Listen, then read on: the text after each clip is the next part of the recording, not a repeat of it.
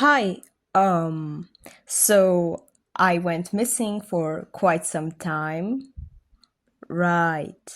Anyways, I make comics. I like making comics. I make them for my friends and for myself, obviously. I am hoping to start a series of my own. So far, I finished one season. Currently, they are not public because I don't know when would be the perfect time to officially post them on YouTube or any other social media platform, but I'll still be working on it, so stay tuned for that. And maybe one day I will be able to actually post a few episodes. I don't know who are watching my videos, probably just random people. I don't know if artists will be watching this video. Definitely my friends though. Hi guys! For anyone who's actually looking for actual artist tutorials or advice, I don't think this is the right video. You should probably check out other tutorials because this isn't a tutorial, this is just a rant of my experience making comics. So let's start this video simply by what are comics? Because I know that some people here are living under a rock. Yes, I'm talking about you, Patrick. Is mayonnaise an instrument? Comics are just a way of showing an idea or story through images, drawings, pictures. It doesn't really matter as long as you get the idea of what the person is trying to tell you. Mangas are just Japanese comics.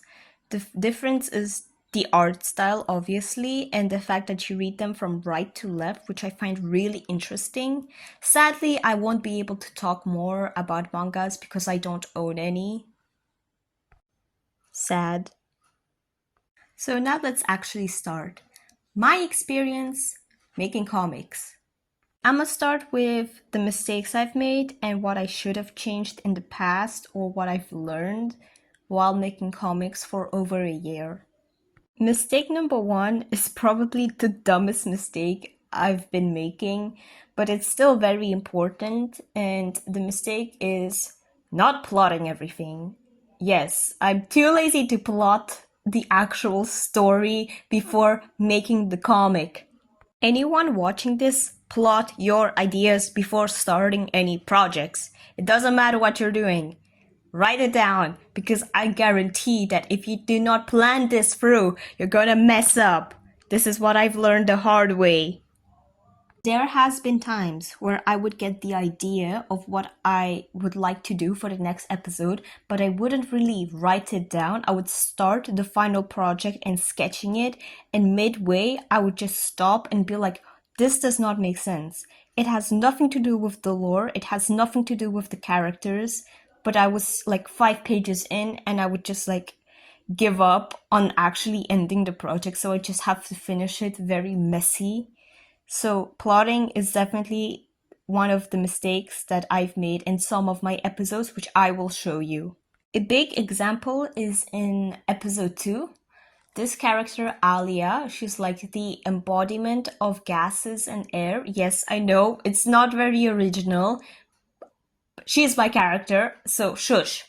So, there's this scene where she makes an object turn invisible, which isn't in her powers, which I got confused, which I added in, and by the time I realized my mistake, I already finished the comic, so the only thing I could do is make the episode not fully canon, and that really pissed me off.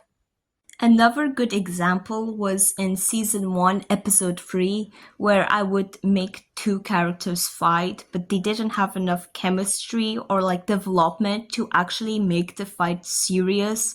So it would just be off putting and not in the vibe that I was looking for because I didn't fully analyze these characters and I didn't know what to do with them. So that was probably one of the other mistakes I made while plotting. So yes, plotting was definitely one of the things I was not good at when starting drawing a comic. Most of the plotting mistakes is just bad planning and me being too excited to start drawing the comic and not compare it to the notes that I make. My second mistake isn't really in the way that I'm making the comic, but I'm still going to include it because it's still important. It's the size of the characters compared to the background. One moment, the character changed size and is bigger than the table, or like it's taller, or the character is smaller. The objects and the tables, everything just changed sizes, which is inconvenient and quite confusing, to be honest. Speaking of character designs, one mistake that I make is that they don't look the same. Like the body proportions, the head proportions, the only difference is the colors that they represent, their personality, and their hair. But they all look the same. Obviously, I've definitely improved my skills, and I now realize that I had to make character sheets, which is very, very useful. Making character sheets makes you understand more about the characters you make. I've said character so many times. Wow. Mistake number three is kind of stupid, but when I started making comics, the readers couldn't understand what I was trying to show. Oh my god. I was so bad at actually making the sequence so that it makes sense. So the readers would never understand what my idea was because there was too much going on and not enough explanations. To any artist that is watching this, and if you're making a comic, actually find the right pace. Don't go too quickly. Like, make the reader understand. Because they don't understand anything. They're not mind readers if you just put everything on a piece of paper and tell them to read it. No, they are not mind readers. That is one of the mistakes that I kept on making and that I've definitely improved. Sometimes I had to even label the object or the scene because that's how bad I was at actually showing what's going on. The next thing I'm going to talk about and mention is not really a mistake, but it's something I would like to improve and actually work on more. That's being unsure of what I'm doing or what I have to do. Explore. Whoever's starting new, your first episode, your first project won't be perfect. So explore new techniques, make new ideas, just use references. It will really help in your work.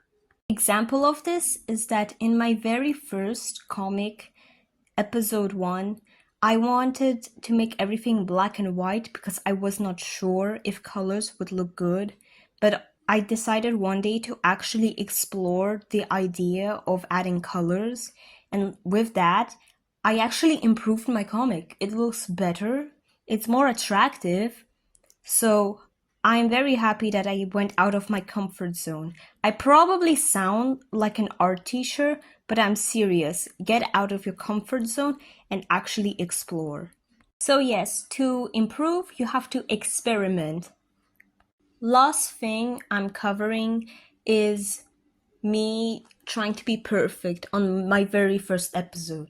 I remember I put so much effort into it because I wanted my friends to really like it, episode 1, season 1.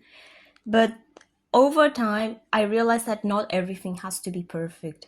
Not every line has to be same shape, same size, same color. No. The beauty of art is that nothing is perfect. That's what I learned over time. Now I look back at my sketches and I'm very happy with how ridiculous or cartoonish or not perfect it is. It adds more feeling into it. It's got wabi-sabi. Last things last, comics I like and that inspired me. There are a bunch, like a lot of good content creators and artists and animators that really inspired me and I love watching, that you should probably check out if you like art like I do. The comics that really got me started as a child are the fandom comics made for movies or TV shows or video games, like fandom comics for Undertale or Alan Becker. I really enjoy those. For anyone wanting to start a comic, the comics that I really like are Fire for Hire and School Bus Graveyard. I really like the concept. The art and everything is just amazing. So now we are wrapping up this video. Thank you for listening to my rants. Thank you to my friends for their support. And I know that I don't post long videos like this a lot, but you gotta understand that I have school and other personal stuff. I will still post shorts and do my best in exploring animations and do more digital art. But yes, thank you and bye!